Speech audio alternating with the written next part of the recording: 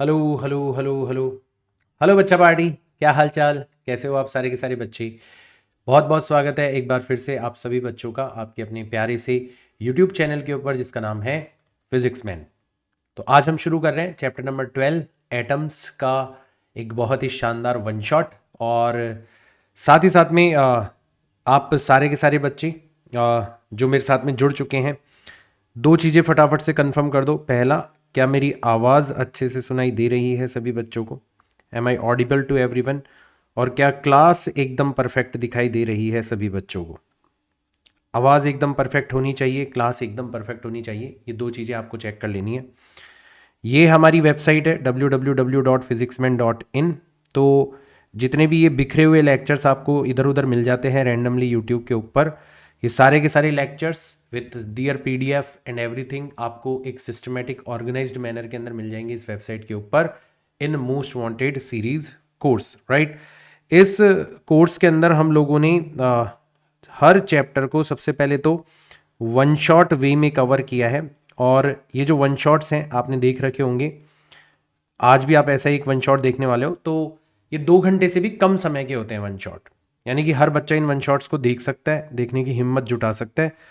उसके बाद में इनके ऊपर आपको मिलते हैं न्यूमेरिकल प्रैक्टिस सेशन, जिनको शॉर्ट में कहा जाता है एनपीएस।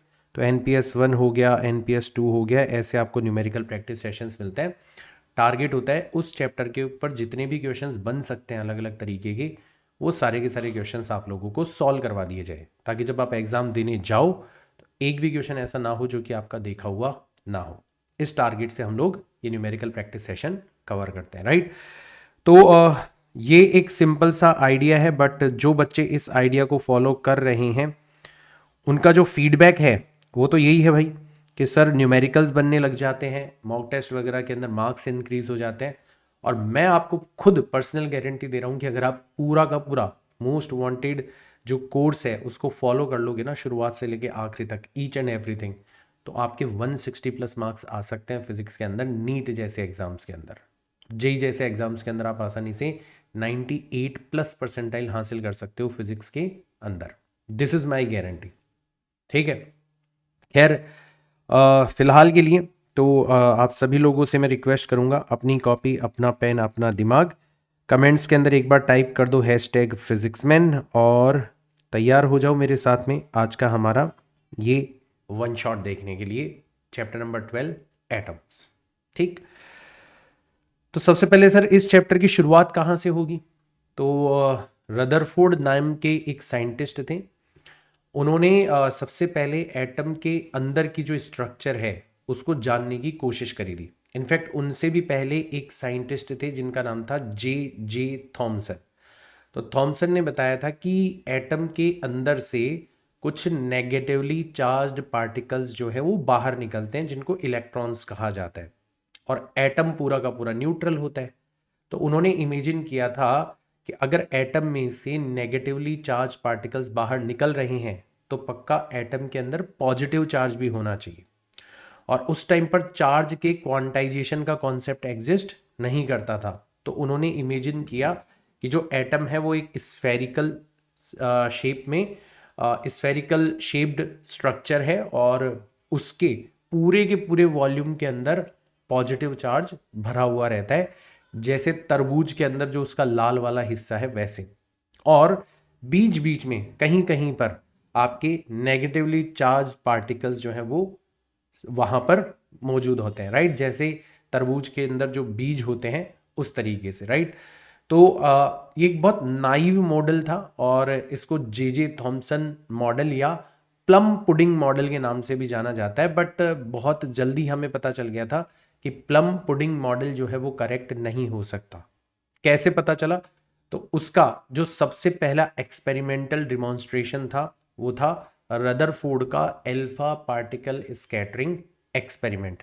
तो ये जो अल्फा पार्टिकल स्कैटरिंग एक्सपेरिमेंट है, ये किस तरीके से परफॉर्म किया गया ये हमें समझना है, इसके कंक्लूजन्स क्या थे ये हमें समझना है, और इसके बेसिस पे कैसे रदरफोर्ड ने एक नई पिक्चर एटम की हमें दी ये हमें समझना है। तो सारे के सारे इंपॉर्टेंट पॉइंट्स हम लोग कवर करते हुए यहाँ से आगे बढ़ेंगे, राइट। तो इस एक्सपेरिमेंट में सबसे पहले तो एक रेडियो एक्टिव पार्टिकल या रेडियो एक्टिव मटीरियल लिया गया, बिस्मथ, राइट, और इसको एक लेड बॉक्स के अंदर आप लोगों ने बंद कर दिया इस तरीके से, ठीक है। लेड जो होता है ना वो बहुत अच्छे से एब्जॉर्ब कर लेता है अल्फा पार्टिकल्स को, ठीक है। तो ये जो लेड बॉक्स है ये क्या करेगा, ये सारे के सारे अल्फा पार्टिकल्स को एब्जॉर्ब कर लेगा। सिर्फ और सिर्फ एक छोटा सा इसके अंदर छेद है, वहां से आपके अल्फा पार्टिकल्स बाहर निकलेंगे। तो यहां से अल्फा पार्टिकल्स की जो बीम है, ठीक है, हाई एनर्जी अल्फा पार्टिकल्स की जो बीम है वो बाहर निकलती है, ठीक है। तो ये जो बीम है ये आपकी बाहर निकल रही है, ठीक। अब इनकी बॉम्बार्डिंग करवाई जाती है एक गोल्ड फॉयल के ऊपर जो कि बहुत पतली होती है, बहुत पतली, ठीक है ना। तो ये आपकी गोल्ड फॉयल है, इसको फिक्स कर दिया गया है यहां पर, और इसके ऊपर इन अल्फा पार्टिकल्स की बॉम्बार्डिंग करवाई जाती है। तो ये जो गोल्ड फॉयल है, ठीक है, ये जो गोल्ड फॉयल है बहुत पतली होती है, लगभग 10⁻⁻7 मीटर इस ऑर्डर की होती है इसकी थिकनेस। आइडिया ये है कि हम ज्यादा से ज्यादा एक या दो लेयर्स की, दो एटॉमिक लेयर्स की, क्योंकि एटम की साइज हमें पता थी उस समय तक लगभग 10⁻⁻10 मीटर होती है, तो हम लोग चाहते थे उस थिकनेस की हम एक लेयर बनाएं। और गोल्ड और सिल्वर ये दो ऐसे मटेरियल हैं जिनकी बहुत पतली पतली लेयर्स बनाई जा सकती है, राइट। तो चलो भाई साहब, हमने अल्फा पार्टिकल की इसके ऊपर बॉम्बार्डिंग करवाई। अब हम ये देखना चाहते हैं कि इससे टकराकर अल्फा पार्टिकल जाएंगे कहां पर, ठीक है। तो हम लोगों ने क्या करा, हम लोगों ने एक जिंक सल्फाइड की स्क्रीन जो है वो यहां पर लगा दी विथ इलेक्ट्रॉन माइक्रोस्कोप, या फिर आप ऐसा भी कह सकते हो कि सर हमने एक जिंक सल्फाइड की स्क्रीन लगा दी जिसके ऊपर जब भी जाके इलेक्ट्रॉन्स टकराएंगे, ठीक है, तो जिंक सल्फाइड की यहां पर स्क्रीन आप लोगों ने यूज करी है, और जब भी जाकर इस पर इलेक्ट्रॉन टकराएंगे एक स्पार्क प्रोड्यूस होगा, आपको पता चल जाएगा इलेक्ट्रॉन्स कहां पर टकरा रहे हैं। तो जब आपने इस एक्सपेरिमेंट को परफॉर्म किया ना, तो आपने देखा कि मैक्सिमम जो स्पार्क प्रोड्यूस होते हैं वो 0 डिग्री के एंगल पर होते हैं, यहां पर जाकर मैक्सिमम स्पार्क यहां पर प्रोड्यूस हो रहे हैं। मतलब almost almost all alpha particle आपके बिल्कुल सीधे के सीधे निकल जाते हैं, जैसे उनके बीच में कुछ आया ही नहीं, ठीक है। तो इससे क्या कंक्लूजन निकला, इससे ये कंक्लूजन निकला, इसका अगर अपन कंक्लूजन देखें, ठीक है, तो इससे ये कंक्लूजन निकला कि यार अल्फा पार्टिकल तो आर पार निकल गए। इसका मतलब अल्फा पार्टिकल खुद पॉजिटिवली चार्ज पार्टिकल है, यानी कि अगर एटम पूरा का पूरा पॉजिटिव चार्ज से भरा होता तो ये तो पॉसिबल ही नहीं था, क्योंकि पॉजिटिव चार्ज जो है वो अल्फा पार्टिकल को रिपेल करता। क्योंकि सारे के सारे अल्फा पार्टिकल ऑलमोस्ट सीधे के सीधे निकल गए, इसका मतलब एटम का मैक्सिमम वॉल्यूम जो है ना वो एम्प्टी होना चाहिए, ठीक है। तो यहां से हमें पता चला कि almost almost almost word use कर रहा हूं, entire volume of atom is empty. ये पहली चीज हमें पता चल गई भाई, पहली चीज, ठीक है। अच्छा, हमने देखा कि कुछ अल्फा पार्टिकल जो है ना वो यहां से थोड़ा सा कुछ एंगल पर जाकर भी टकराते हैं, हालांकि बहुत कम होते हैं, बहुत कम होते हैं, और बहुत बहुत कम संख्या में कुछ अल्फा पार्टिकल ऐसे होते हैं जो 90 डिग्री से ज्यादा एंगल के ऊपर स्कैटर होते हैं, ठीक है। ये बहुत कम होते हैं। बहुत कम का मतलब कितने कम सर? तो अगर मैं एक आइडिया दूं आपको कि 1 in 8,000 8,000 अल्फा पार्टिकल्स में से एक अल्फा पार्टिकल, अब आप परसेंटेज निकाल के देख लो कितना कम हो गया, ठीक है ना, ठीक है। अल्फा पार्टिकल्स जो हैं आर स्कैटर्ड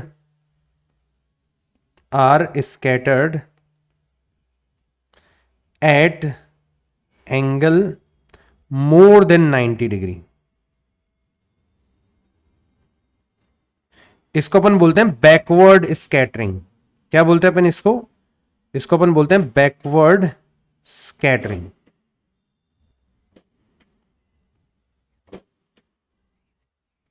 8,000 में से एक अल्फा पार्टिकल ऐसा चमत्कार करते हुए नजर आता है। तो इससे हमें पता चला कि यार ऐसा नहीं है, पॉजिटिव चार्ज है ही नहीं एटम के अंदर। गोल्ड के एटम का ऑलमोस्ट सारा का सारा वॉल्यूम खाली है, ये तो हमें पता चल गया। लेकिन एक बहुत छोटा सा वॉल्यूम ऐसा है जिसमें आपका पूरा का पूरा पॉजिटिव चार्ज भरा हुआ है। तो यहां से जो कंक्लूजन निकला वो और भी ज्यादा इंपॉर्टेंट था हमारे लिए, क्योंकि इसने हमें एक ऐसी स्ट्रक्चर के बारे में बताया जिसके बारे में हमें पहले पता ही नहीं था। ठीक है, क्या बताया कि entire positive charge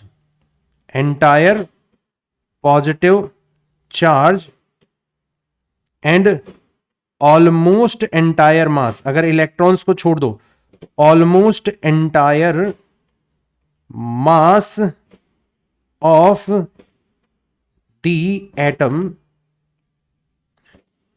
is concentrated in a very small volume. और इस स्मॉल वॉल्यूम को ही क्या कहा गया, इसको ही कहा गया न्यूक्लियस। तो सबसे पहले न्यूक्लियस की जो डिस्कवरी है वो किसने करी थी, रदरफोर्ड ने करी थी। रदरफोर्ड ने अपने अल्फा पार्टिकल स्कैटरिंग एक्सपेरिमेंट के थ्रू करी थी। तो अब सोचो हमें एटम के बारे में क्या क्या चीजें पता चल चुकी हैं, सोच के देखो, ठीक है ना। तो अगर अपन रदरफोर्ड मॉडल की बात करें तो रदरफोर्ड का मॉडल क्या कहना चाह रहे हैं कि आपका सारा का सारा पॉजिटिव चार्ज जो है वो एक बहुत छोटे से वॉल्यूम के अंदर है।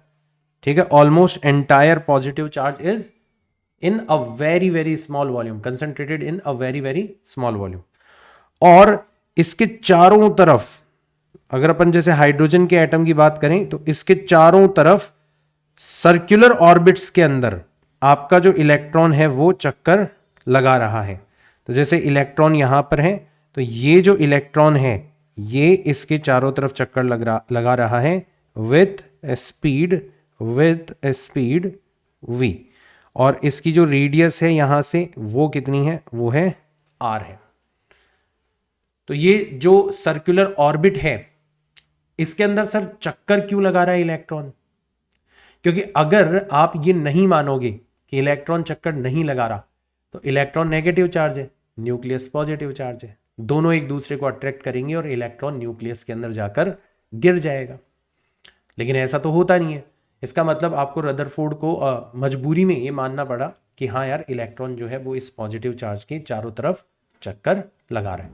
तो ये बड़ा सिंपल सा मॉडल था, और क्योंकि ये मॉडल हमारे प्लेनेटरी सिस्टम से मैच करता है तो इसको प्लेनेटरी मॉडल ऑफ एटम भी कहा गया। पॉपुलरली इसको प्लेनेटरी मॉडल ऑफ एटम भी कहा जाता है। ठीक है, इसके अलावा रदरफोर्ड ने हमें बहुत सारी चीजें बताई। जैसे रदरफोर्ड ने हमें बताया कि यहां पर जो रिक्वायर्ड सेंट्रीपिटल फोर्स होगा, मतलब सर्कुलर पाथ में मूव करने के लिए जो रिक्वायर्ड सेंट्रीपिटल फोर्स होगा कि भाई क्यों घूम रहा है ये इलेक्ट्रॉन, तो ये फोर्स हमें कहां से मिल जाएगा, ये हमें मिल जाएगा electrostatic attraction between electron and nucleus, यहां से हमें मिल जाएगा। यानी कि अगर आप इसको लिखना चाहो तो आप ऐसे लिख सकते हो कि सर रिक्वायर्ड सेंट्रीपिटल फोर्स का मतलब तो हो गया mv² अपॉन r, और इलेक्ट्रोस्टैटिक फोर्स कितना हो जाएगा k ZE multiplied by E divided by r का स्क्वायर। ZE का मतलब क्या हो गया, जो न्यूक्लियस के अंदर नंबर ऑफ प्रोटॉन्स होंगे वो उतने होंगे जितने इलेक्ट्रॉन्स है, तो Z कहलाता है आपका एटॉमिक नंबर। ये किसको रिप्रेजेंट करता है, ये number of electrons number of protons को रिप्रेजेंट करता है। अच्छा, यहां से अगर आप निकालना चाहोगे तो आपकी जो काइनेटिक एनर्जी ऑफ इलेक्ट्रॉन है वो कितनी निकल के आएगी, तो आप बोले सर काइनेटिक एनर्जी तो होती है हाफ mv², और mv² की जगह आप चाहो तो क्या लिख सकते हो, k ZE² divided by r लिख सकते हो। ठीक है, तो mv² की जगह आपने रख दिया k ZE² divided by r, और हाफ पहले से रखा हुआ है तो यहां पर 2r, इतनी आपकी काइनेटिक एनर्जी हो जाएगी।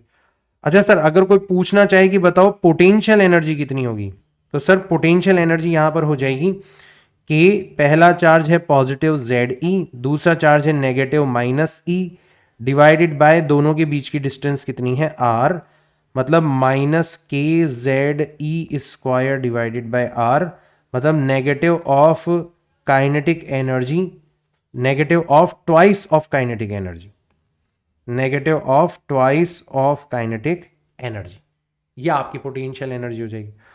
और अगर आपसे कोई पूछे कि बताओ टोटल एनर्जी कितनी होगी इलेक्ट्रॉन की, तो वो भी हमें रदरफोर्ड ने बता दिया था कि सर टोटल एनर्जी हो जाएगी काइनेटिक एनर्जी और पोटेंशियल एनर्जी का सम।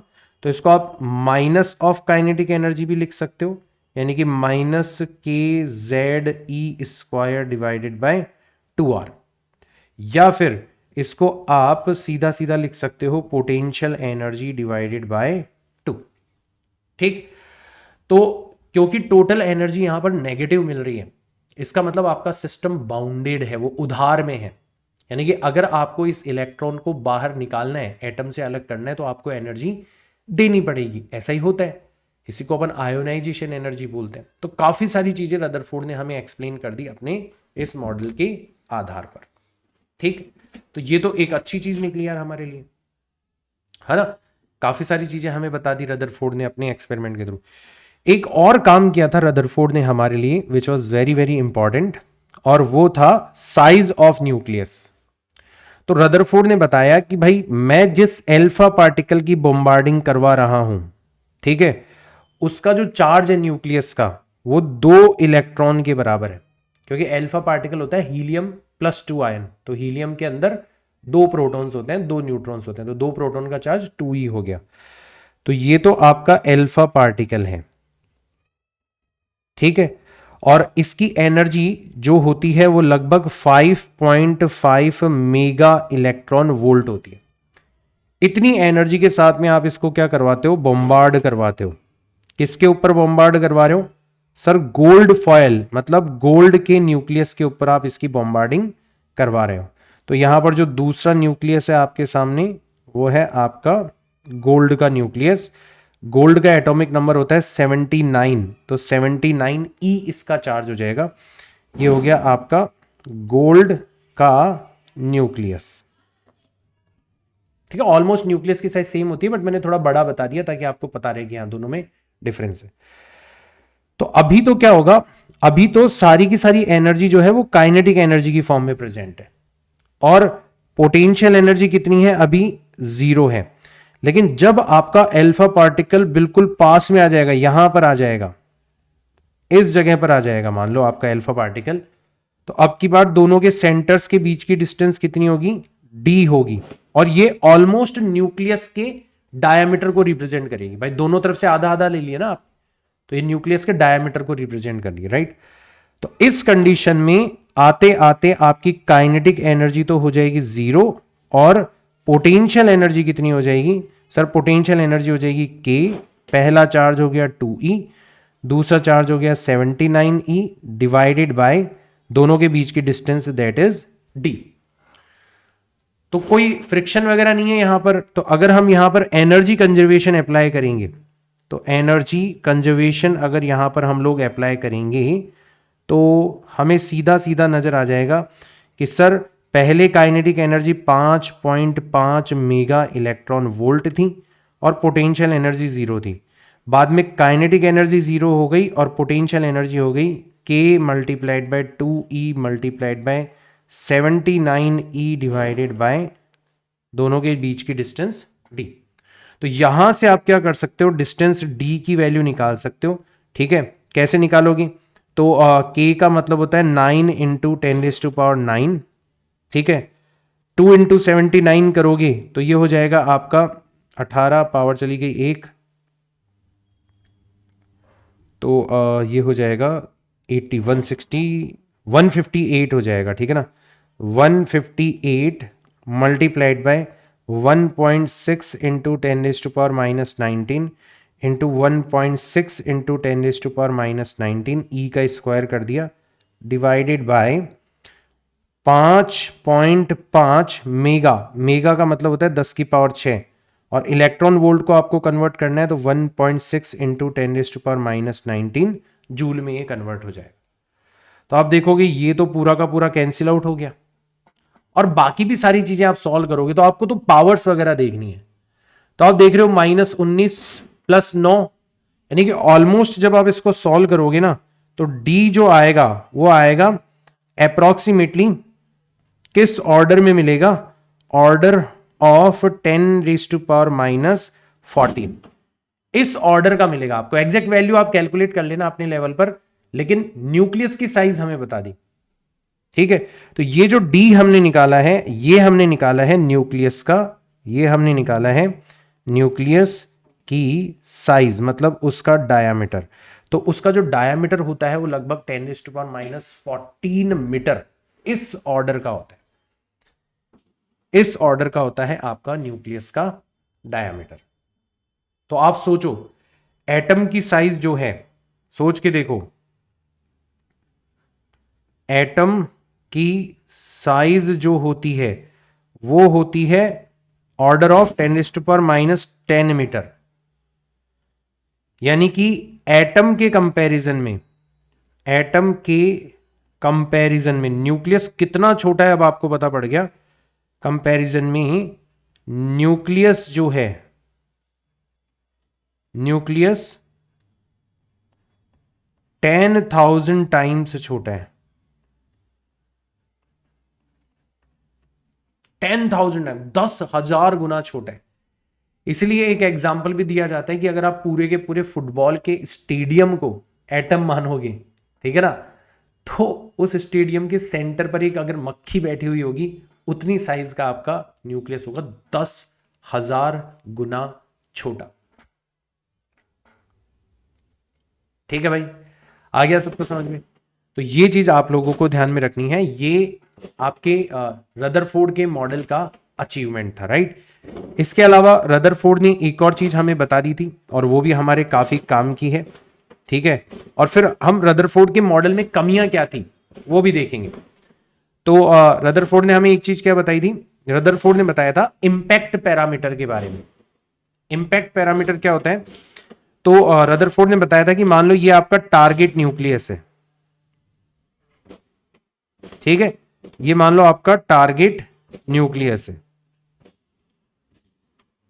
जैसे हमने गोल्ड का न्यूक्लियस लिया था।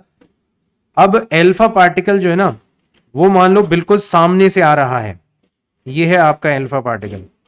तो अगर बिल्कुल सामने से आएगा तो बिल्कुल हेड ऑन कॉलिजन होगी और ये टकरा के वापस से लौट जाएगा, 180 डिग्री पर स्कैटर हो जाएगा।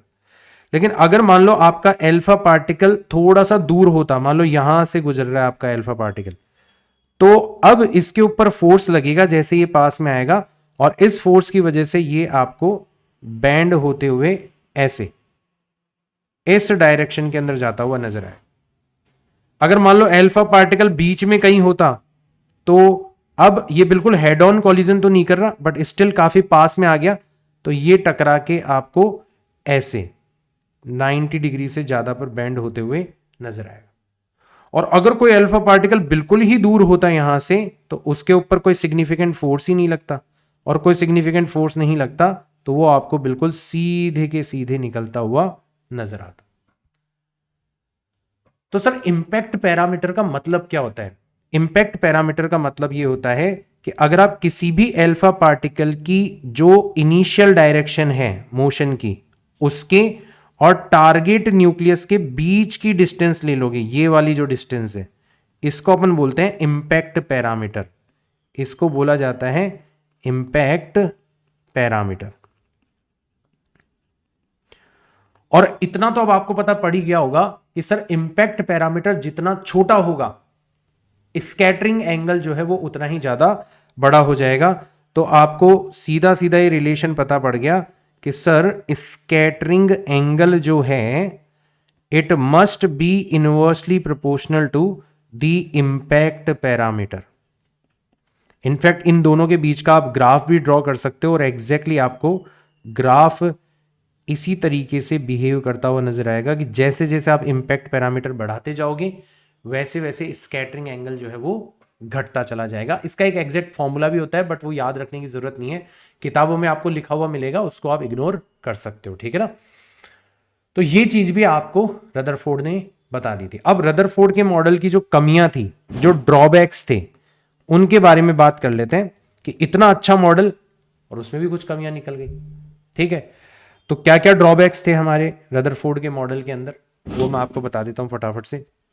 थोड़ा आईपैड भाई साहब जी हमारे धोखा दे देते हैं बीच बीच में।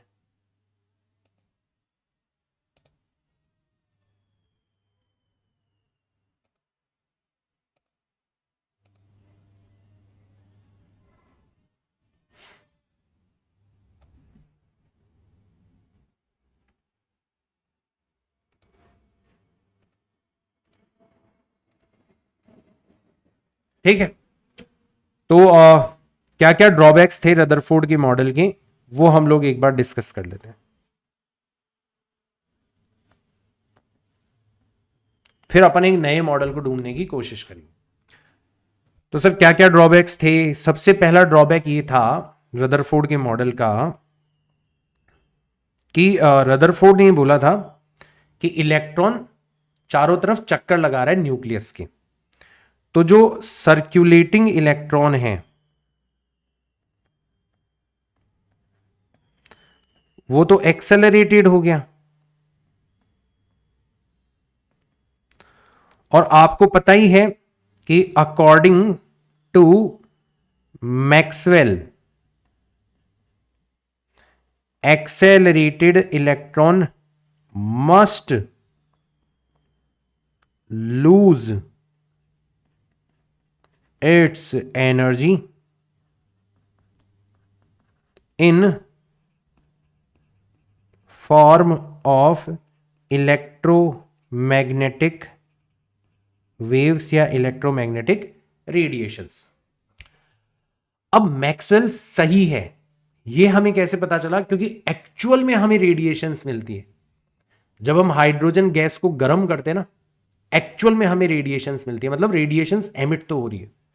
लेकिन यहां पर रदरफोर्ड के लिए एक लफड़ा हो गया कि अगर इलेक्ट्रॉन की एनर्जी इस तरीके से धीरे धीरे धीरे धीरे धीरे कम होती चली जाएगी, तो फिर तो एक टाइम ऐसा आएगा कि जैसे ये आपका न्यूक्लियस है, ठीक है, और ये इलेक्ट्रॉन है, और इसकी एनर्जी जो है वो धीरे धीरे धीरे धीरे खत्म होती जा रही है, ठीक है। ये इलेक्ट्रोमैग्नेटिक वेव्स जो है वो एमिट करता जा रहा है, ठीक है।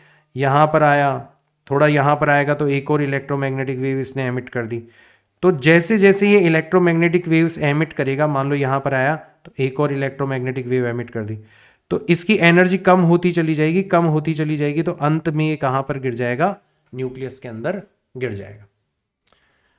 मतलब यहां पर अगर रदरफोर्ड की बात करी जाए तो रदरफोर्ड बता नहीं पाया कि ऐसा क्यों नहीं होता, इलेक्ट्रॉन क्यों नहीं करता न्यूक्लियस के अंदर, क्यों आपका एटम जो है वो स्टेबल होता है, ठीक है ना।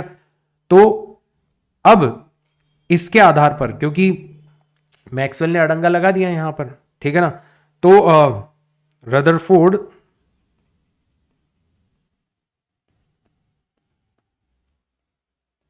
was unable to counter it and explain stability of atom। इसको काउंटर नहीं कर पाया, और इसको काउंटर नहीं कर पाया तो फिर स्टेबिलिटी के ऊपर सवाल खड़े हो गए कि भाई साहब एटम स्टेबल क्यों होना चाहिए, राइट। तो ये तो आपका फर्स्ट ड्रॉबैक था, this is your first drawback. एक सेकंड ड्रॉबैक और था, एक सेकंड ड्रॉबैक और था कि उस समय पर हमें हाइड्रोजन का स्पेक्ट्रम पता पड़ गया था, ठीक है ना। तो it was unable to explain the discrete nature. अब डिस्क्रीट नेचर क्या होता है वो मैं आपको बताऊंगा। Discrete nature of hydrogen, hydrogen spectrum. भाई अगर मान लो एक बार के लिए रदरफोर्ड की बात को सच भी मान लिया जाए कि मान लो मैक्सवेल गलत है, रदरफोर्ड सही है, कि वाकई इलेक्ट्रॉन जो है वो इलेक्ट्रोमैग्नेटिक वेव्स रेडिएट कर रहे हैं, धीरे धीरे अपनी एनर्जी लूज कर रहे हैं, तो अगर ऐसा सच है तो आपको हर वेवलेंथ मिलनी चाहिए जो आपका एमिशन स्पेक्ट्रम है उसमें, क्योंकि धीरे धीरे एनर्जी लूज हो रही है, तो हर वेवलेंथ आपको मिलेगी। लेकिन हमने देखा कि जो स्पेक्ट्रम हमें मिलता है ना, उसमें हर वेवलेंथ नहीं होती, वो कंटिन्यूअस नहीं होता, वो डिस्क्रीट होता है, उसमें सिर्फ और सिर्फ कुछ स्पेसिफिक वेवलेंथ की रेडिएशन ही हमें मिलते हैं, and this is called discrete nature of spectrum. तो हाइड्रोजन का स्पेक्ट्रम जब एक्सपेरिमेंटली ऑब्जर्व किया गया तो वो डिस्क्रीट पाया गया। तो यहां पर भी हमारे रदरफोर्ड भाई साहब जी जो है वो फेल हो गए, वो समझा नहीं पाए कि ऐसा क्यों हो रहा है। ठीक है, तो फिर हमें जरूरत पड़ी एक नए मॉडल की, और अब हमारे पास में आते हैं एक बहुत ही महान साइंटिस्ट, आइंस्टीन के समकक्ष थे ये, ठीक है, और इनका नाम था नील्स बोर। तो उन्होंने क्या करा, उन्होंने कुछ पॉस्टुलेट्स दिए। पॉस्टुलेट का मतलब होता है ऐसे ऐसे स्टेटमेंट्स जिनका प्रूफ मांगना अलाउड नहीं है। मतलब जब भी आप कोई थ्योरी बनाते हो ना, तो आप कुछ स्टेटमेंट्स के बेसिस पे बनाते हो, कुछ फंडामेंटल ट्रुथ्स के बेसिस पे बनाते हो, जिनको पॉस्टुलेट्स कहा जाता है, या फिर मैथमेटिक्स के अंदर उनको एक्सियोम्स कहा जाता है। तो बोर्ड ने बोला कि अगर तुम मेरी 3 बातें मान लेते हो, उनके ऊपर सवाल मत खड़े करना, उनका एक्सप्लेनेशन मत मांगना मुझसे, लेकिन अगर तुम मेरी ये 3 बातें मान लेते हो ना, तो फिर मैं तुम्हें बताऊंगा कि क्यों हाइड्रोजन का स्पेक्ट्रम जो है वो डिस्क्रीट होता है। मैं तुम्हें बताऊंगा कि क्यों इलेक्ट्रॉन अपनी एनर्जी इलेक्ट्रोमैग्नेटिक वेव्स की फॉर्म में रेडिएट नहीं करता, मैं तुम्हें बताऊंगा। तो लोग एक्साइटेड हो गए, बोला यार चलो ठीक है यार, इतना बड़ा काम कर रहा है, मान लेते हैं 3 बातें। तो कौन से थे नील्स बोर के 3 पॉस्टुलेट, वो अपन सबसे पहले डिस्कस कर लेते हैं। तो जो सबसे पहला पॉस्टुलेट था, फर्स्ट पॉस्टुलेट था, वो स्टेबल ऑर्बिट को डिफाइन करता है। क्या कहता है ये, कि जो आपके इलेक्ट्रॉन्स हैं, electrons can orbit in some specific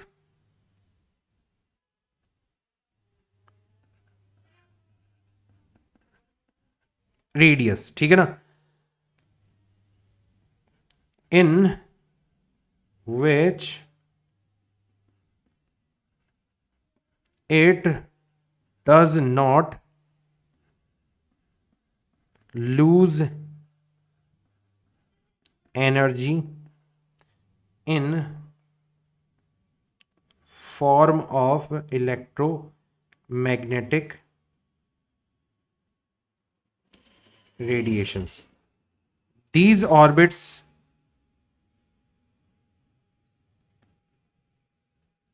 are called stable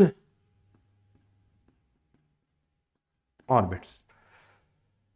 तो बोर्ड ने बोला कि भाई रदरफोर्ड का मॉडल सही है, इतनी मेहनत से बेचारे ने न्यूक्लियस के बारे में बताया, सब कुछ सही है, न्यूक्लियस भी है, इलेक्ट्रॉन चारों तरफ चक्कर भी लगा रहा है, बस एक चीज है कि हर रेडियस के ऑर्बिट में इलेक्ट्रॉन चक्कर नहीं लगा सकता, वो सिर्फ और सिर्फ कुछ स्पेसिफिक रेडियस के ही ऑर्बिट्स के अंदर चक्कर लगा सकता है, और जब इन स्पेसिफिक रेडियस के ऑर्बिट्स के अंदर वो चक्कर लगाएगा तो फिर वो एनर्जी लूज नहीं करेगा, ठीक है, और ये जो ऑर्बिट्स हैं वो स्टेबल ऑर्बिट्स होंगे। अब ऐसा क्यों नहीं करता ये आप नहीं पूछ सकते, पहले बोर्ड ने मना कर दिया कि भाई मुझे नहीं पता ऐसा क्यों होगा, बट ऐसा होगा, ऐसा हो सकता है कि ऐसा हो रहा हो, that's why it is called postulate.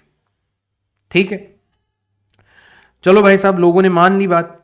अब लोगों ने बोला कि चलो दादा साहब, हमें आपने कह दिया कि कुछ ऑर्बिट है, स्पेशल ऑर्बिट है, इलेक्ट्रोमैग्नेटिक वेव्स रेडिएशन नहीं होगा, बट इनको पहचानेंगे कैसे हम? तो ये सबसे इंपॉर्टेंट पॉस्टुलेट था बोर का, ठीक है ना।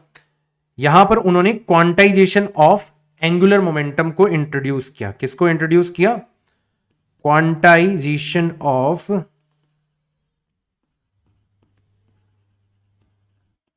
एंगुलर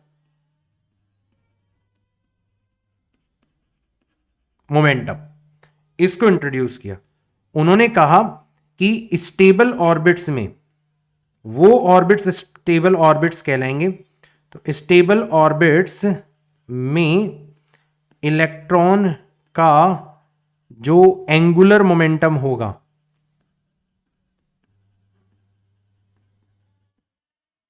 ठीक है, will B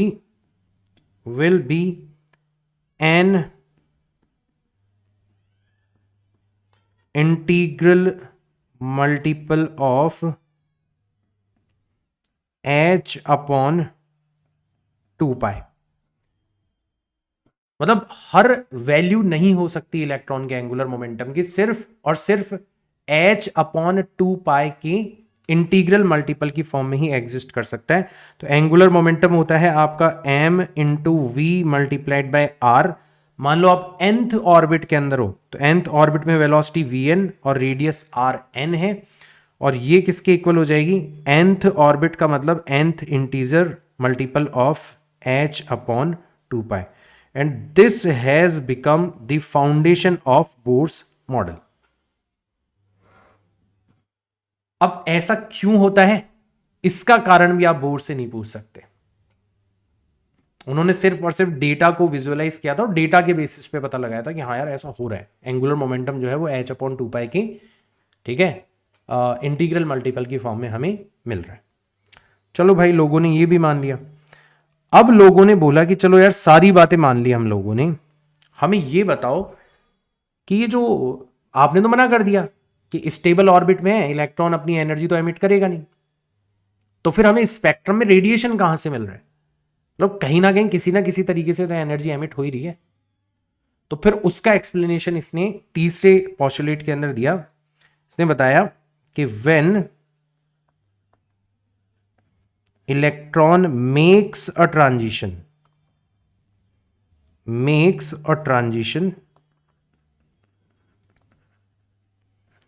from a higher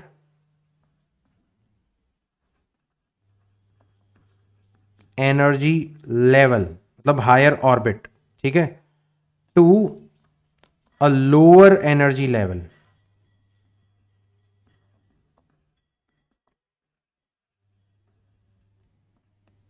it emits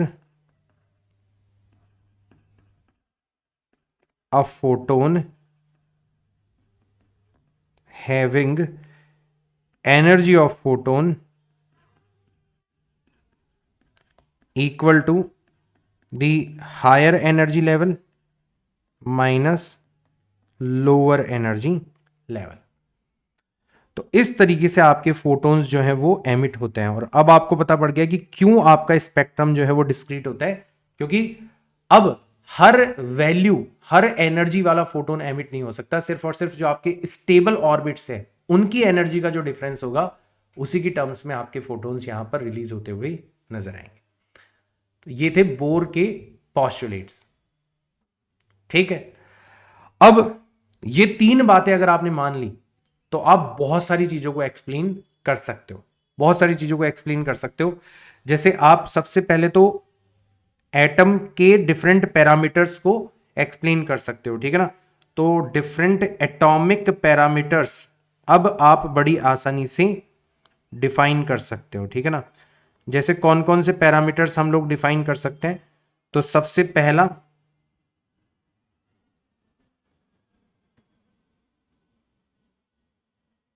radius of nth orbit, तो ये भी आप बड़ी आसानी से डिफाइन कर सकते हो।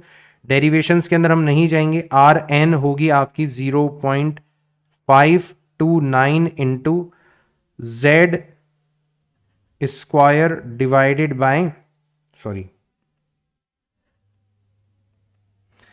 N square divided by Z, इतना एंगस्ट्रॉम। मतलब यहां पर आप नोटिस करो कि आपकी जो रेडियस है वो एन की नहीं, नंबर ऑफ ऑर्बिट की नहीं, एन स्क्वायर के डायरेक्टली प्रोपोर्शनल है ना। तो ये चीज आप लोगों को ध्यान में रखनी है, ठीक है। तो ये पहली चीज आपके पास में आ गई। तो आप किसी भी ऑर्बिट की रेडियस इसको यूज करके निकाल सकते हो।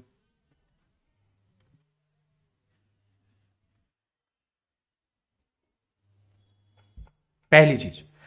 दूसरी चीज,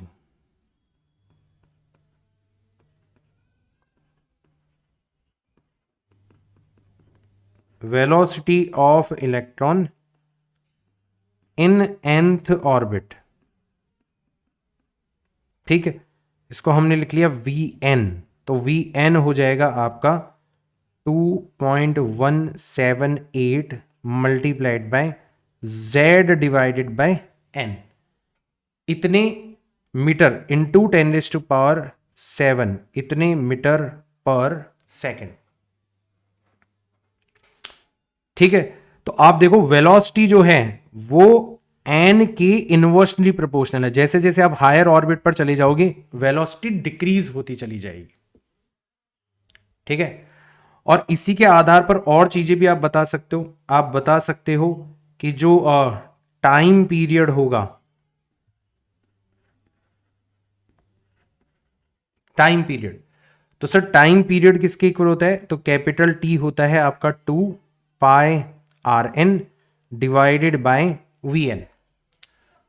यानी कि आप देख रहे हो कि टाइम पीरियड जो है RN किसके डायरेक्टली प्रोपोर्शनल है? एन स्क्वायर के, और VN किसके इनवर्सली प्रोपोर्शनल है? एन के। तो टोटल मिला के देखोगे तो टाइम पीरियड एन क्यूब के डायरेक्टली प्रोपोर्शनल हो जाएगा। ये चीज भी आप लोगों को दिखाई दे गई। ठीक है, इसका मतलब अगर आप चौथी चीज पूछना चाहोगे मुझसे, तो आपकी जो एंगुलर फ्रीक्वेंसी है,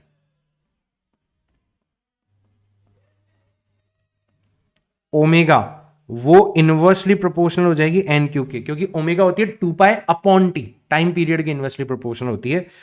या फिर आप ऐसा भी लिख सकते हो कि सर जो नॉर्मल फ्रीक्वेंसी है एफ, वो भी इनवर्सली प्रोपोर्शनल हो जाएगी एन क्यूब। तो ये सारे के सारे पैरामीटर्स ऑफ एटम हो गए कि किसी एटम के अंदर इलेक्ट्रॉन्स की ये प्रॉपर्टीज किस किस तरीके से चेंज होते हुए नजर आएंगी, वो हमें पता चलेगा। मेन चीज है कि सर हम स्पेक्ट्रम को कैसे एक्सप्लेन करेंगे, है ना। तो अब हाइड्रोजन स्पेक्ट्रम के बारे में बात करते हैं कि ये कहां से आया। तो अगर आप हाइड्रोजन की बात करते हो तो देखो सबसे इंपॉर्टेंट चीज जो यहां पर आपके पास में आ रही है, ठीक है, कि अगर आप एनर्जी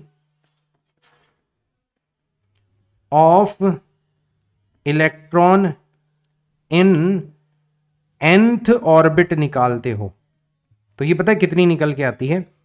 तो En निकल के आती है total energy -13.6 into Z square divided by n square electron volt. जैसे फॉर एन एग्जाम्पल अगर अपन हाइड्रोजन की बात करें, और ये सारे के सारे लेवल्स हमें ध्यान भी रखने, ठीक है। तो अगर अपन हाइड्रोजन की बात करें तो सर हाइड्रोजन के लिए Z कितना हो गया? 1 हो गया एटॉमिक नंबर। अब जो N इज इक्वल टू 1 है, जो पहला ऑर्बिट है, इसको बोला जाता है ग्राउंड स्टेट। क्या बोलते हैं अपन इसको? इसको अपन बोलते हैं ग्राउंड स्टेट। और ग्राउंड स्टेट में जो एनर्जी होती है E1, वो सीधा सीधा निकल के आ जाएगी -13.6 इलेक्ट्रॉन वोल्ट। जब आप n इज इक्वल टू 2 की एनर्जी निकालोगे तो इसको अपन बोलते हैं first excited state. First excited state, नाम पर ध्यान दो, है ना। फर्स्ट एक्साइटेड स्टेट का मतलब होता है n इज इक्वल टू 2। तो इसकी एनर्जी जो होगी वो हो जाएगी E2। जैसे n की जगह 2 रखोगे तो 4 से डिवाइड करना है इसको, तो ये हो जाएगा -3.4 इलेक्ट्रॉन वोल्ट।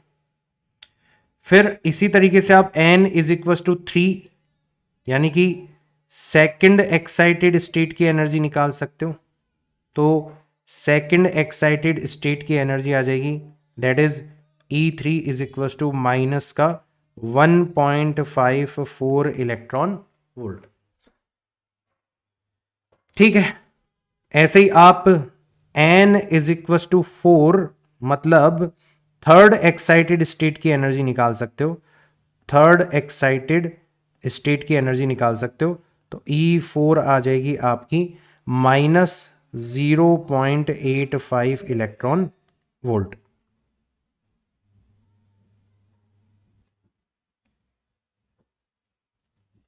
ठीक है। और इसी तरीके से आप क्या कर सकते हो, एक सेकंड रुको,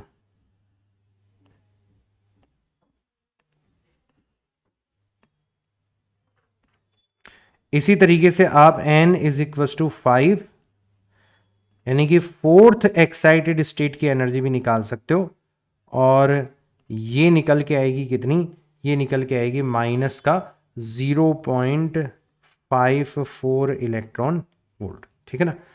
इसको 1.5 इलेक्ट्रॉन वोल्ट लिख लो। तो ये आपको याद भी रखनी है, क्यों? क्योंकि ये न्यूमेरिकल्स करने में आपके बहुत काम आएगी। ये सारी की सारी एनर्जी लेवल्स आपको याद भी रखनी है, ठीक है ना।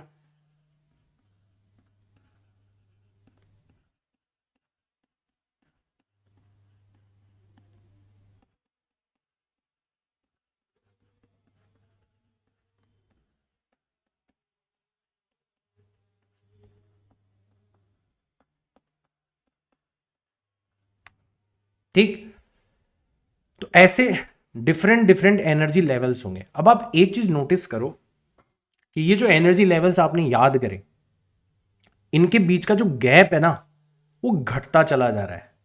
नोटिस कर रहे हो तुम?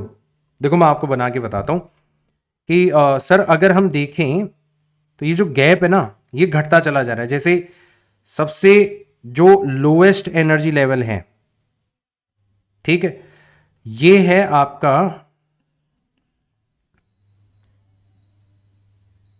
सबसे लोएस्ट एनर्जी लेवल है, दिख रहा है आपको? ये रहा। तो ये है आपका ग्राउंड स्टेट। ग्राउंड स्टेट का मतलब हो गया -13.6 इलेक्ट्रॉन वोल्ट, ठीक है। फिर जो अगला एनर्जी लेवल है वो बहुत ज्यादा गैप पर है, यहां कहीं पर है। कितना गैप है? देखो गैप इतना ज्यादा है, अगला एनर्जी लेवल मिलेगा आपको -3.4 इलेक्ट्रॉन वोल्ट। फिर गैप कम हो जाएगा। अगला एनर्जी लेवल कहां पर मिल रहा है हमें? यहां पर मिल रहा है। इन दोनों के बीच का गैप बहुत कम है। कितना है? -1.5 इलेक्ट्रॉन वोल्ट। फिर गैप आपका और कम हो जाएगा, यहां पर आ गया आपका एनर्जी लेवल, ठीक है। तो ये हो जाएगा माइनस का 0.85 इलेक्ट्रॉन वोल्ट। फिर गैप और कम हो गया, ठीक है, ये हो गया आपका माइनस का 0.54 इलेक्ट्रॉन वोल्ट। तो आप देख रहे हो जैसे जैसे आप हायर एनर्जी लेवल पर जाते जाते हो, वैसे वैसे आपका गैप कम होता चला जाता है। गैप और कम हो जाएगा, और ऊपर चले जाओगे गैप और कम होता चला जाएगा। लाइन ही नहीं बन पा रही, ठीक है ना। और ऊपर चले जाओगे तो गैप आपका इस तरीके से धीरे धीरे धीरे धीरे धीरे धीरे कम होता चला जाएगा। और जब आप इन्फिनिटी पर चले जाओगे, ठीक है ना, आप इन्फिनिटी पर चले जाओगे तब आपकी एनर्जी कितनी हो जाएगी? तब आपकी एनर्जी हो जाएगी 0 इलेक्ट्रॉन वोल्ट। तो इस तरीके के आपके एनर्जी लेवल्स एग्जिस्ट करते हैं एटम के अंदर, इलेक्ट्रॉन के। अब ध्यान से सुनना, देखो पूरी कहानी आपको यहीं से समझ में आएगी कि हाइड्रोजन स्पेक्ट्रम क्या होता है और स्पेक्ट्रल सीरीज क्या होती है। तो अगर मान लो आपका जो इलेक्ट्रॉन है वो किसी हायर ऑर्बिट से फर्स्ट ऑर्बिट के अंदर जंप कर रहा है, ठीक है। जैसे हो सकता है कि वो 3.4 वाले ऑर्बिट से -13.6 वाले ऑर्बिट के अंदर जंप कर रहा हो, तो इतनी ज्यादा एनर्जी का फोटोन रिलीज होगा। अगर मान लो वो 1.5 इलेक्ट्रॉन वाले एनर्जी लेवल से फर्स्ट 13.6 वाले एनर्जी, तो और ज्यादा। और अगर आप देखोगे तो अगर आप और ऊपर चले जाओगे तो फोटोन की एनर्जी बढ़ती चली जाएगी, फोटोन की एनर्जी बढ़ती चली जाएगी। सबसे कम एनर्जी कितनी है फोटोन की? कि सर -13.6 और -3.4 का जो गैप है वो आपकी सबसे कम एनर्जी है। सबसे कम एनर्जी है मतलब सबसे कम फ्रीक्वेंसी, क्योंकि एनर्जी जो होती है फोटोन की वो फ्रीक्वेंसी के डायरेक्टली प्रोपोर्शनल होती है। सबसे ज्यादा वेवलेंथ भी कह सकते हो, ठीक है। अब आप नोटिस करो कि अगर मान लो इलेक्ट्रॉन किसी हायर ऑर्बिट से सेकंड ऑर्बिट में जंप करता है, जैसे मान लो इलेक्ट्रॉन थर्ड से सेकंड ऑर्बिट में जंप कर रहे हैं, ठीक है, या फोर्थ से सेकंड ऑर्बिट में जंप कर रहा है, या फिफ्थ से सेकंड ऑर्बिट में जंप कर रहा है, ठीक है ना, किसी हायर ऑर्बिट से सेकंड ऑर्बिट में अगर जंप कर रहा है, तो आप नोटिस करो, ध्यान से सुनना मेरी बात, कि सर जो आपने येलो कलर वाले फोटोन्स बनाए हैं उनमें से जो सबसे मिनिमम एनर्जी का फोटोन है ना, उसका गैप कितना है? 13.6 में से 3.4 को माइनस कर लो, कितना आएगा? 10.2 आएगा। और जो आपने ग्रीन कलर वाले फोटोन बनाए हैं उसका हाईएस्ट गैप कितना हो सकता है? कि सर हम इनफाइनाइट से, तो अगर आप इनफाइनाइट की एनर्जी लोगे जीरो और कहां पर आ रहे हो -3.4, तो भी गैप कितना होगा? ज्यादा से ज्यादा मैक्सिमम गैप भी कितना हो सकता है? 3.4 हो सकता है। तो आप क्या कहना चाह रहे हो यहां पर कि सर अगर इलेक्ट्रॉन किसी हायर ऑर्बिट से फर्स्ट ऑर्बिट में जंप करता है तो जो फोटोन्स रिलीज होते हैं उनमें से जो सबसे लोएस्ट एनर्जी का फोटोन होगा उसकी एनर्जी भी जो ग्रीन कलर वाले फोटोन्स है, यानी कि इलेक्ट्रॉन हायर ऑर्बिट से सेकंड ऑर्बिट में जंप करता है, तब जो फोटोन्स रिलीज हो रहे हैं उनमें से जो हाईएस्ट एनर्जी का फोटोन होगा उससे ज्यादा है। मतलब दोनों के बीच में कोई ओवरलैप नहीं है, दोनों के बीच में कोई भी ओवरलैप नहीं है। और सेम चीज आपको नजर आएगी अगर आप थर्ड ऑर्बिट के अंदर जंप करोगे, कि मान लो आपका इलेक्ट्रॉन किसी हायर ऑर्बिट से थर्ड ऑर्बिट के अंदर जंप कर रहा है, यहां पर जंप कर रहा है, ठीक है, इस तरीके से, तो आप देख सकते हो कि जो इसका हाईएस्ट एनर्जी का जो फोटोन होगा ना, उसकी एनर्जी भी ग्रीन कलर के लोएस्ट एनर्जी से कम होगी। तो इनमें कोई ओवरलैप नहीं होगा, इसीलिए आपको ये एक सीरीज की टर्म्स में नजर आएंगे, ठीक है। जैसे ये सारे के सारे जो फोटोन्स हैं ये कहलाएंगे आपके लाइमन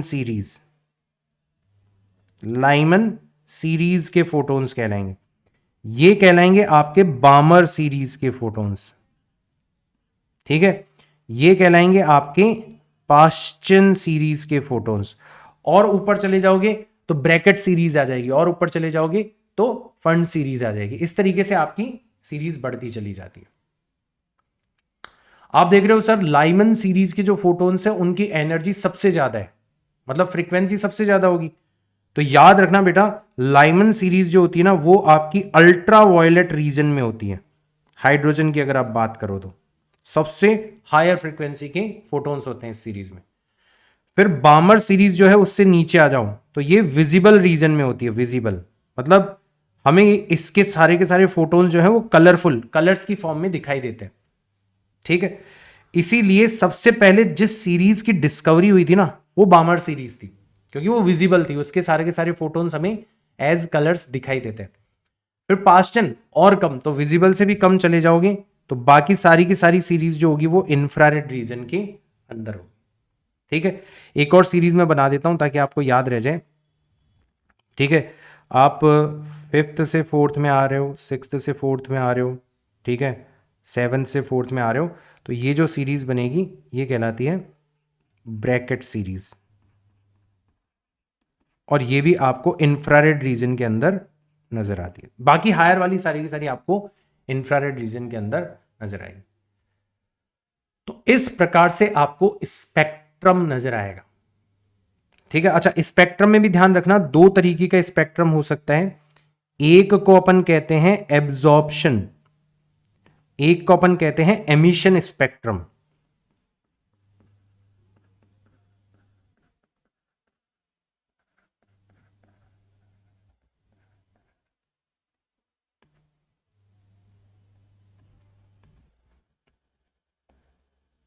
ठीक है, तो सर एमिशन स्पेक्ट्रम का मतलब क्या होता है?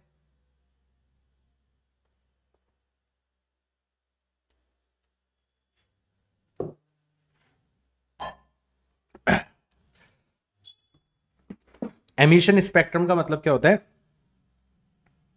कि आपने किसी गैस को गर्म किया,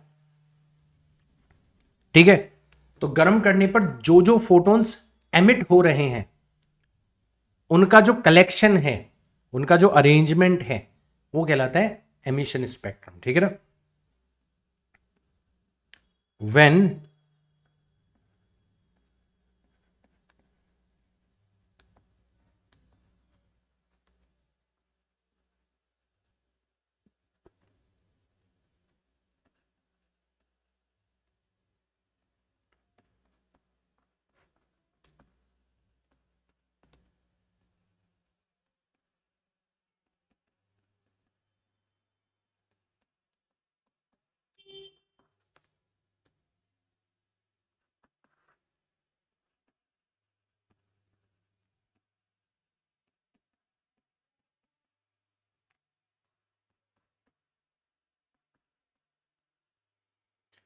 तो इसके अंदर क्या हुआ,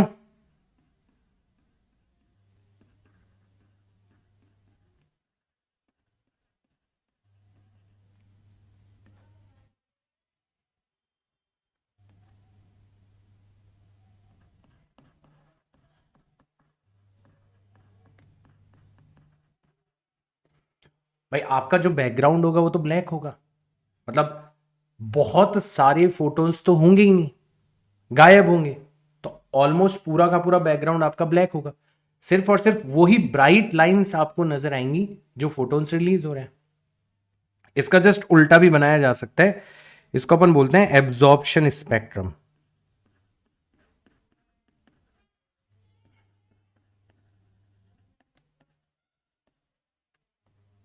ठीक है ना। ये कब बनता है, when all radiations are passed through gas molecules, gas atoms, the collection of absorbed photons is called absorption spectrum। तो इसमें उल्टा हो गया, इसमें अब हमारे पास में सारे के सारे रेडिएशंस प्रेजेंट है, उनमें से सिर्फ कुछ कुछ रेडिएशंस जो है वो गायब हो जाएंगे। क्यों गायब हो जाएंगे, क्योंकि उनको गैस के मॉलिक्यूल्स एब्जॉर्ब कर लेंगे। तो इसके अंदर क्या होगा, इसके अंदर वाइट बैकग्राउंड होगा, ठीक है, वाइट बैकग्राउंड होगा, मतलब सारे के सारे फोटोन्स हमारे पास में मौजूद है और उसमें हमें डार्क लाइंस नजर आएंगी।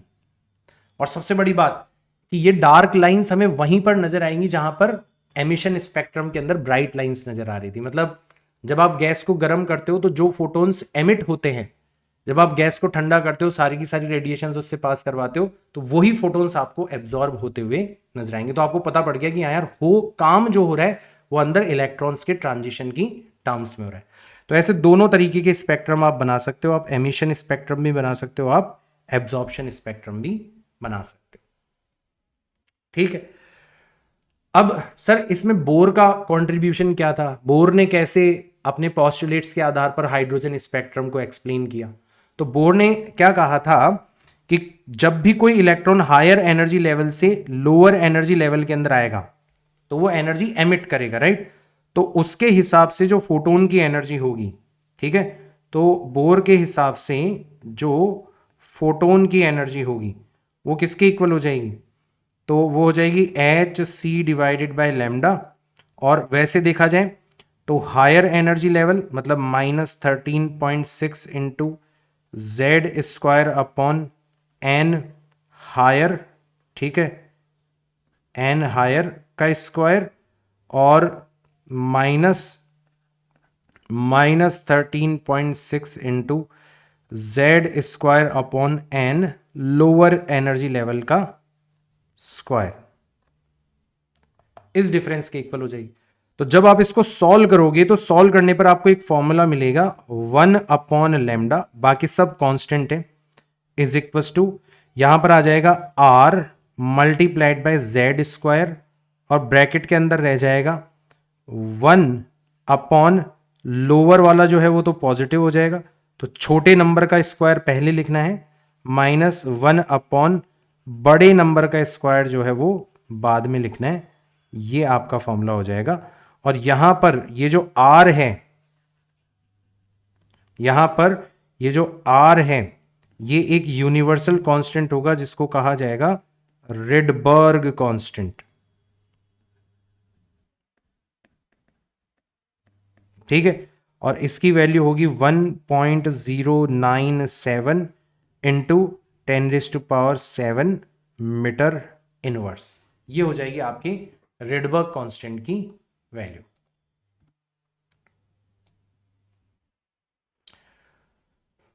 ठीक है भाई, तो ये जो फॉर्मूला था ये आपने बोर के जो पॉस्टुलेट्स थे उनके आधार पर निकाला, और आपने जब इस फॉर्मूले को अप्लाई किया तो आप दंग रह गए। क्यों?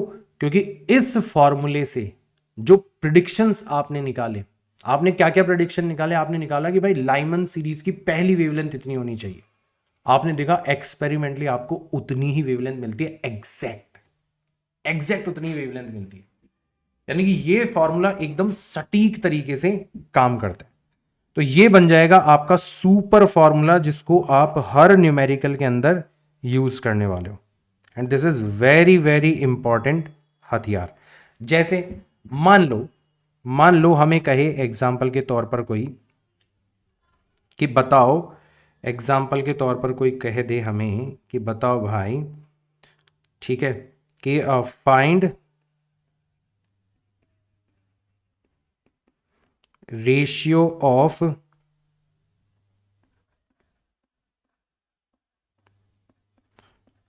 Largest wavelength of Lyman series and shortest wavelength of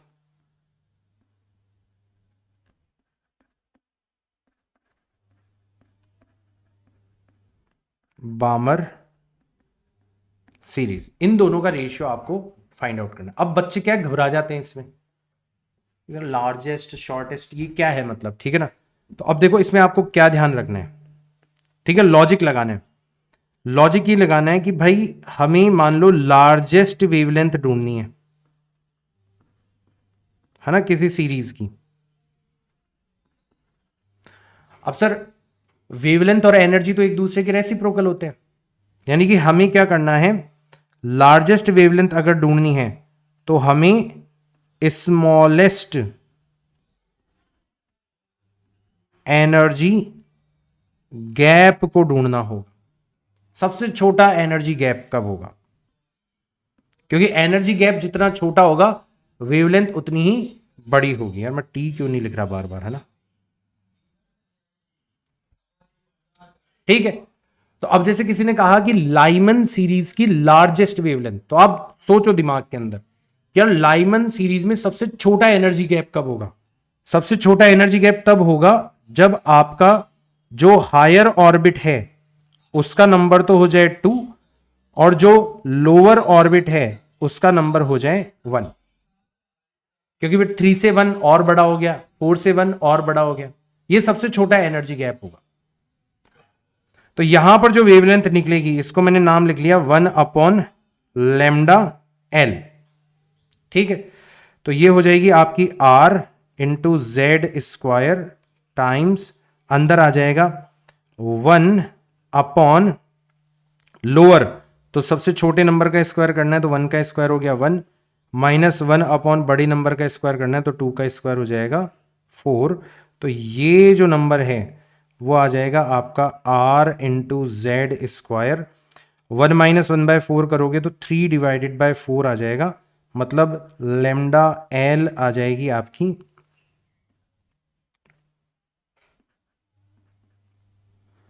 4/3 times R into Z square. Z की जगह 1 रख सकते हो क्योंकि अपन अभी हाइड्रोजन के बारे में बात कर रहे हैं।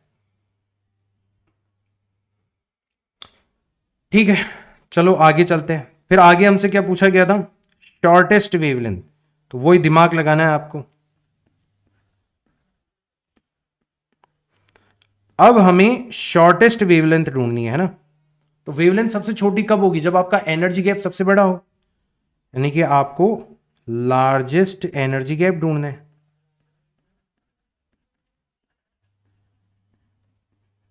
ठीक है, तो बामर सीरीज में सबसे बड़ा एनर्जी गैप कब मिलेगा? सर जब हमारा जो हायर ऑर्बिट है वो तो चला जाए इनफाइनाइट पर, और लोअर ऑर्बिट तो फिक्स हो ही गया। बामर सीरीज में कितना होता है? 2 होता है। तो इनफाइनाइट से जब 2 में आएंगे तब हमारा लार्जेस्ट एनर्जी गैप बनेगा बामर सीरीज का। तो यहां पर जो वेवलेंथ निकलेगी उसको मैंने लिख लिया 1/λ_b, और ये आ जाएगा आपका r/z² टाइम्स 1/ छोटे नंबर का स्क्वायर मतलब 2 का स्क्वायर, माइनस 1/ बड़े नंबर का स्क्वायर मतलब इनफाइनाइट का स्क्वायर। तो ये आ जाएगा आपका rz² डिवाइडेड बाय 4, मतलब λ_b आ जाएगी आपकी 4 divided by r times z²। तो ये जो रेशियो होगा λl डिवाइडेड बाय λb, ये कितना हो जाएगा? 4 divided by 3rz² multiplied by 4/rz²।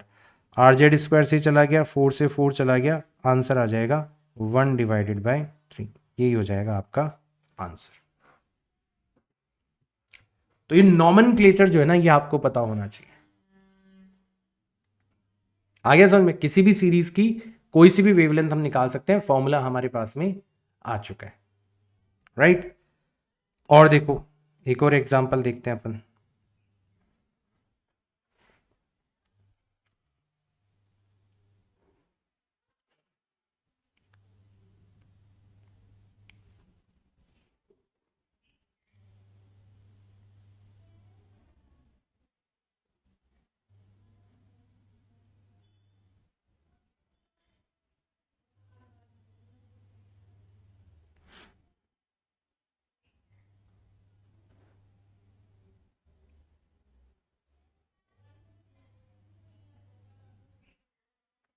ऐसे देखो,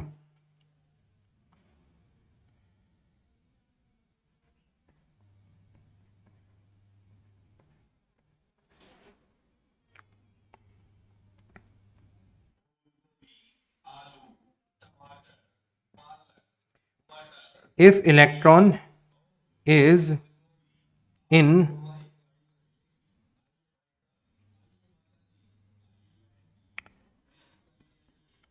nth orbit, find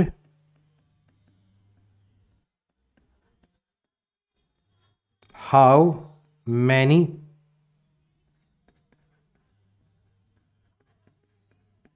transitions, या यूं लिखा जा सकता है how many spectral lines are possible. बताओ कितनी स्पेक्ट्रल लाइंस आपका इलेक्ट्रॉन बना सकता है।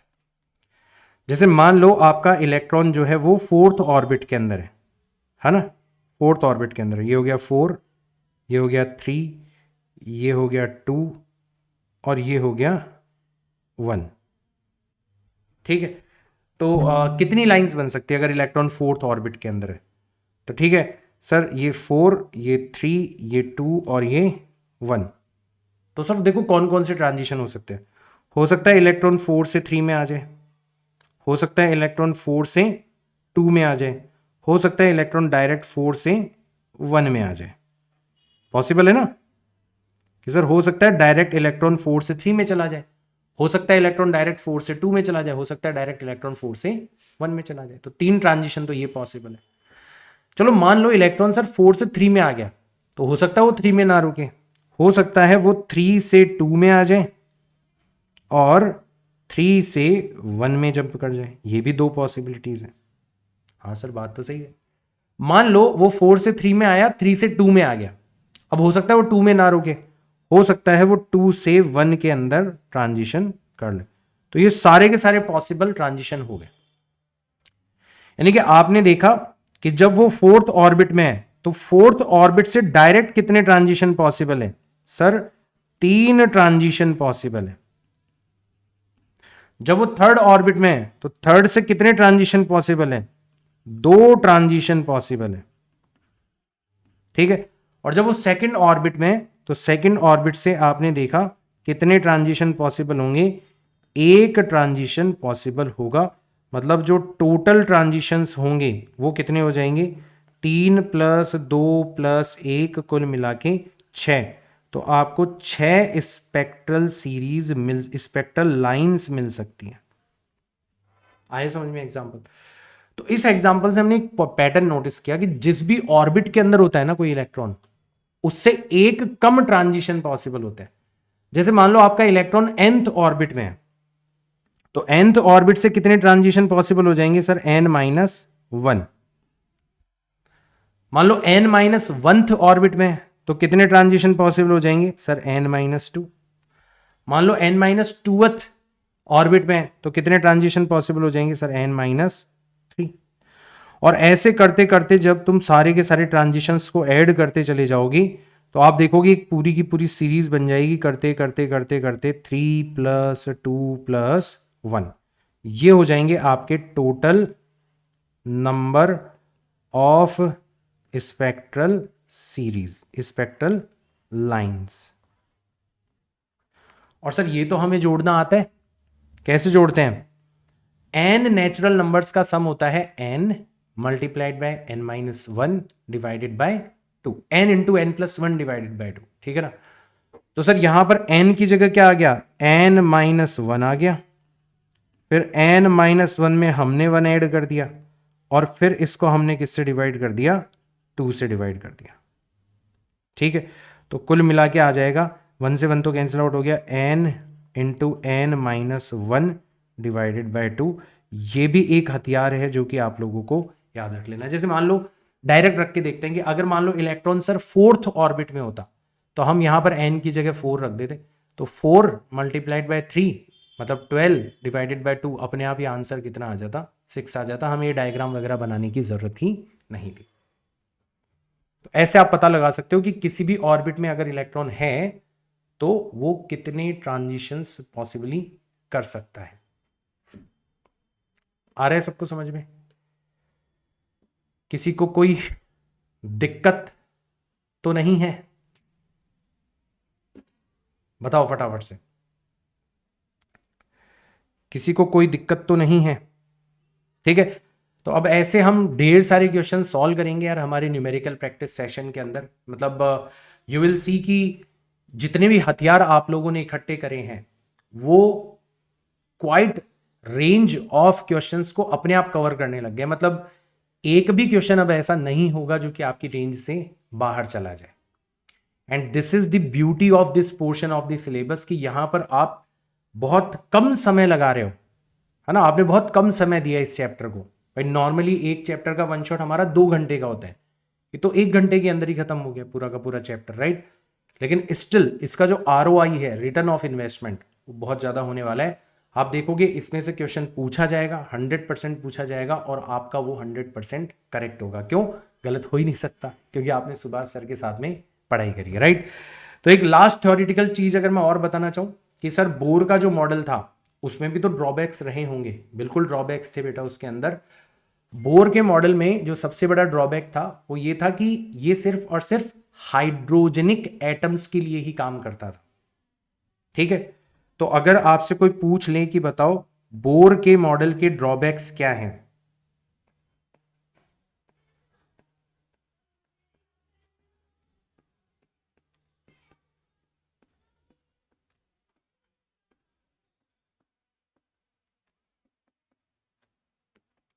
तो सबसे पहला और सबसे इंपॉर्टेंट ड्रॉबैक ये था कि it only works for 1 electron atoms, यानी कि इनको बोला जाता है हाइड्रोजेनिक एटम्स।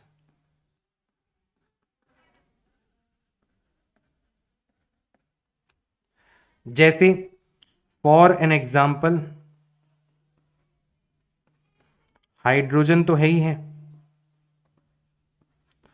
अब आप इससे हीलियम को डिस्क्राइब नहीं कर सकते, आप किसको डिस्क्राइब कर सकते हो?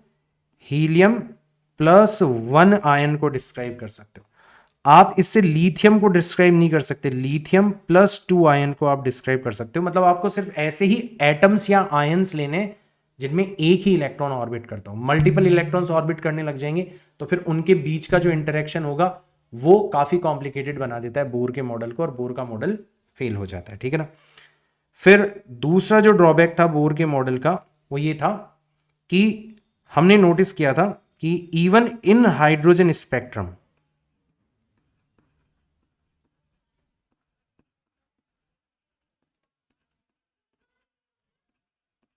brightness of some spectral lines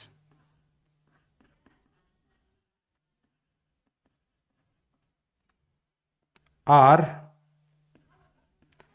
more than the others। इसका मतलब क्या हुआ कि these transitions are favored। क्यों ऐसा हुआ? Bohr model could not explain it। Bore का मॉडल इसको एक्सप्लेन नहीं कर पाया। फिर इसको आगे जाके फिर सोमरफील्ड इफेक्ट, है ना, तो ऐसे बहुत सारे क्वांटम फिनोमिना है उनके बेसिस पे एक्सप्लेन किया गया। और अभी जो करंटली मॉडल एक्सेप्टेड है एटम का वो क्वांटम फिजिक्स के ऊपर बेस्ड है। तो ऐसे कुछ ड्रॉबैक्स थे बोर के मॉडल के अंदर जिसको फिर फर्दर क्वांटम थ्योरी जो है उसके द्वारा इंप्रूव किया गया। हालांकि हमें इतनी डिटेल में नहीं जाना, हमें थोड़ा सा हाइड्रोजन स्पेक्ट्रम, स्पेक्ट्रल सीरीज वगैरह के ऊपर ज्यादा फोकस करना है, ठीक है ना। सो this is it from my side. अगर इनकेस आप यूट्यूब पर देख रहे हो इस सेशन को तो लाइक और शेयर जरूर कर देना, चैनल पर नए हो तो सब्सक्राइब कर लेना, बेल आइकन प्रेस कर लेना। मिलता हूं मैं आपसे नेक्स्ट सेशन के अंदर। और एक मेरी बहुत ही हाई रिकमेंडेशन ये रहेगी कि आप नीट और जेई को सीरियसली प्रिपेयर कर रहे हो तो सिस्टमेटिक मैनर के अंदर पढ़ाई करो, ऑर्गेनाइज्ड मैनर के अंदर पढ़ाई करो, which will be available in my course most wanted series, and this course will be available on my website. तो आप रैंडमली इधर उधर बिखरे हुए लेक्चर्स नहीं देखोगे, एक प्रॉपर सिस्टमेटिक मैनर के अंदर पढ़ोगे। सारी पीडीएफ वगैरह आपको मिल जाएगी तो खुद से भी प्रैक्टिस कर सकते हो। सारे न्यूमेरिकल प्रैक्टिस सेशंस आपको मिल जाएंगे जो कि यूट्यूब पर अवेलेबल नहीं होते।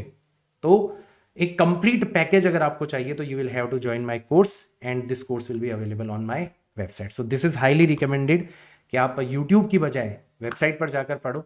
And again I am not being selfless, मैं कोई ऐसा समाज कल्याण का काम नहीं कर रहा, इसमें मेरा भी फायदा छुपा हुआ है कि जब आप जाओगे वेबसाइट के ऊपर कोर्स परचेज करोगे तो मुझे एक बहुत छोटा फाइनेंशियल सपोर्ट मिलेगा। और यही फाइनेंशियल सपोर्ट जो है इसकी बदौलत मैं मेरे जो ब्यूटीफुल कोर्सेज बनाने की जर्नी है इसको कंटिन्यू रख सकता हूँ। अदरवाइज मुझे ये बंद करना पड़ेगा और इधर उधर कहीं नौकरी करनी पड़ेगी।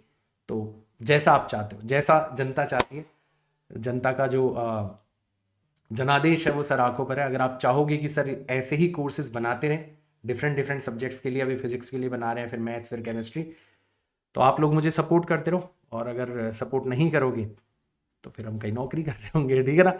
मिलते हैं नेक्स्ट सेशन के अंदर, तब तक के लिए tata bye bye, see all in next class. जय हिंद।